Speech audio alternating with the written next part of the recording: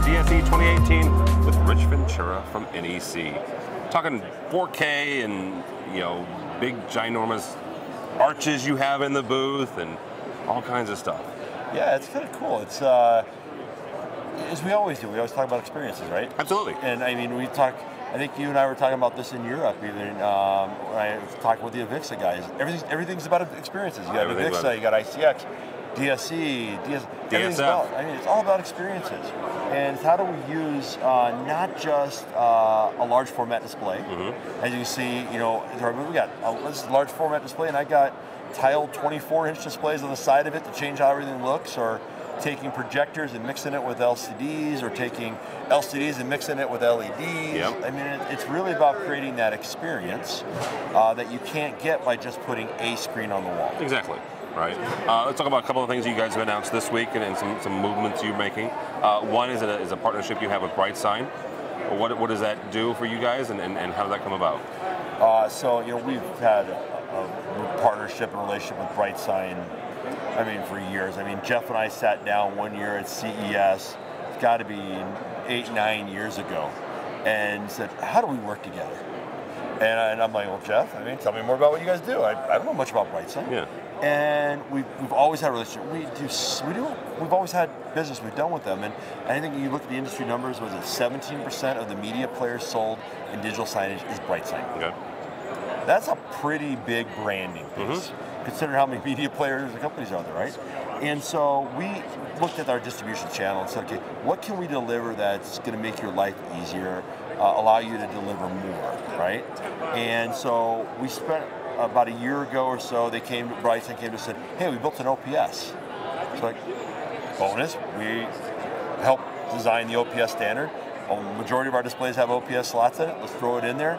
We threw it in there, we're like, this thing is awesome. It works phenomenal.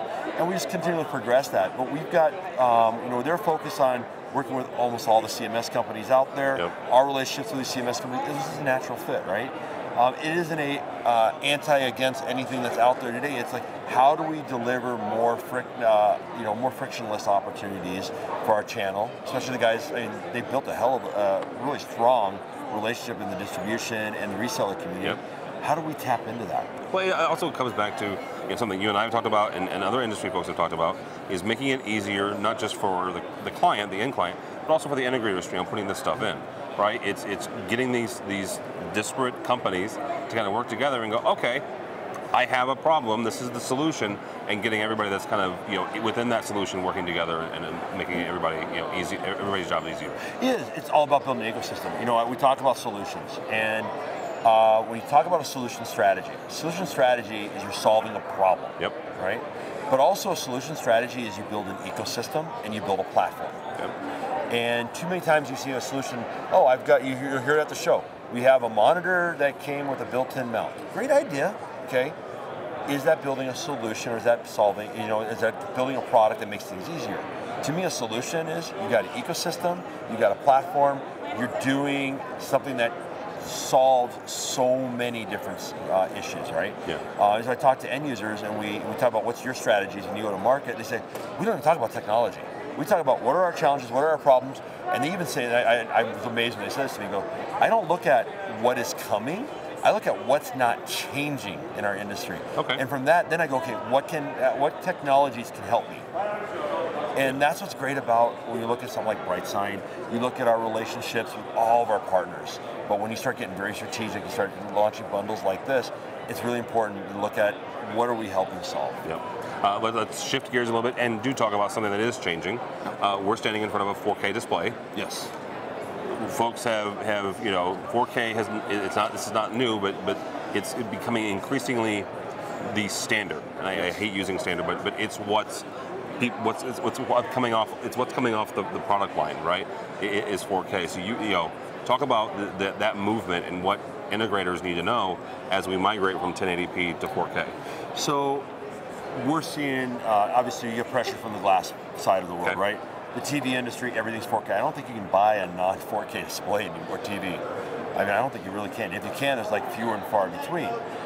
So especially when we get into these really big ones, these 98 inches, the 86 inches, Now you're going, okay, do I buy an 86-inch display and only get it as a 1080p when I can do a 2x2 video wall and that'll give me 4K? It doesn't make sense, right? So that's something we're seeing as part of the shifting. So one of the things that we've done, and we're showing here at the first time, is you look at our corporate line, our really high-end corporate line, our V series, our P series product. You know, our 4Ks have always been in our really high-end line, the really expensive Cadillacs of the world, right? We're introducing 4K into our C series, our V series, you know, our core product. I'm not saying tomorrow it's all going to be 4K, but you're going to see that migration happening. It's going to be, I think it's going to be faster than when we went from 720p to 1080p. Really? Okay. And the reason I say that is because of the TV industry. Okay. Projectors, different story. They're taking longer. You know, the migration really in projectors is let's get away from lamps as quick as we can. Let's go laser, right? I don't think resolution is going to have that as quick of a change, but we're going to see it over time. One thing as we wrap up here, one of the common themes, not just at this show, but when you and I talked at New York Digital Signage Week, and honestly over the last couple of years, is the move, you called it, you know, beyond the screen. So explain to folks what you're talking about, what NEC is talking about when we say beyond the screen. So we're a screen company. Yep. First thing you see is these big, beautiful displays. I taught an ROI class this morning, and I was telling everybody, don't get lost into the beauty of the screens.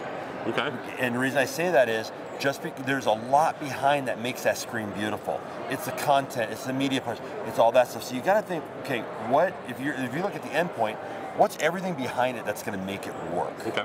And that's really important for our business. It's our relationships and our partnerships. I mean, that's why we have partnerships with Brightside. That's why we have partnerships with Microsoft. We have partnerships with Intel. You go down the list of all these companies, and some people go, "What's your partnership with Microsoft?" And I go, and they go, "Was it just operating system?" I go, "Oh no, Microsoft doesn't just make operating systems. Microsoft is an IoT company. You look at Azure, you look at IoT Hub, you look at what Intel is doing with some of the stuff they're doing. We need to understand that stuff, and we should be selling, because that's what drives the experience. Our displays, that's the endpoint, that's the beauty, that's everything you see, but we got to work on what's all that stuff behind it.